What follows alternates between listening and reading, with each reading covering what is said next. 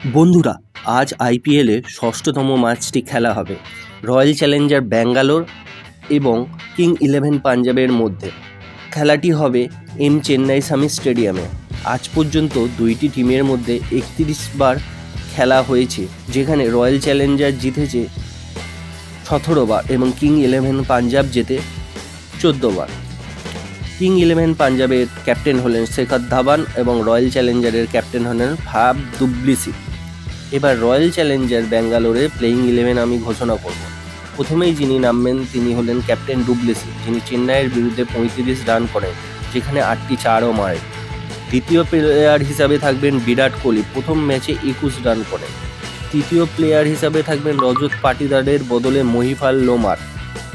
চতুর্থ প্লেয়ার হিসাবে থাকবেন গ্লেন ম্যাক্সওয়েল। পঞ্চম প্লেয়ার হিসাবে থাকবেন ক্যামেরন গ্রিন। ষষ্ঠম প্লেয়ার হিসাবে থাকবেন অনুজ রাওয়াত। সপ্তম প্লেয়ার হিসাবে থাকবেন দীনেশ কার্তিক, যিনি চেন্নাইয়ের বিরুদ্ধে 31 রান করেন। অষ্টম প্লেয়ার হিসাবে থাকবেন করণ শর্মা।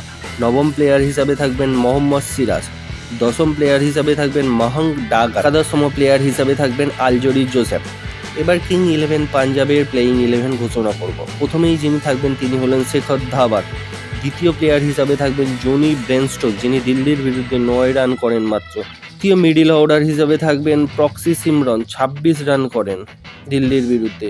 চতুর্থ প্লেয়ার হিসাবে থাকবেন শ্যাম করণ, 63 রান করেন এবং ম্যান অফ দ্য ম্যাচ হন।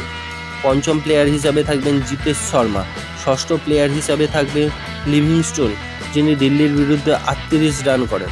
সপ্তম প্লেয়ার হিসাবে থাকবেন হারপ্রীত বারাত। অষ্টম প্লেয়ার হিসাবে ভুল চাহার। নবম প্লেয়ার হিসাবে আশাদীপ সিং, যিনি দিল্লির বিরুদ্ধে 2টি উইকেটও নেন। দশম প্লেয়ার হিসাবে থাকবেন রাবাডা এবং 11তম প্লেয়ার হিসাবে থাকবেন হর্ষিত প্যাটেল। বন্ধুরা, বেল আইকন চেপে চ্যানেলটিকে সাবস্ক্রাইব করে দেবেন। ধন্যবাদ।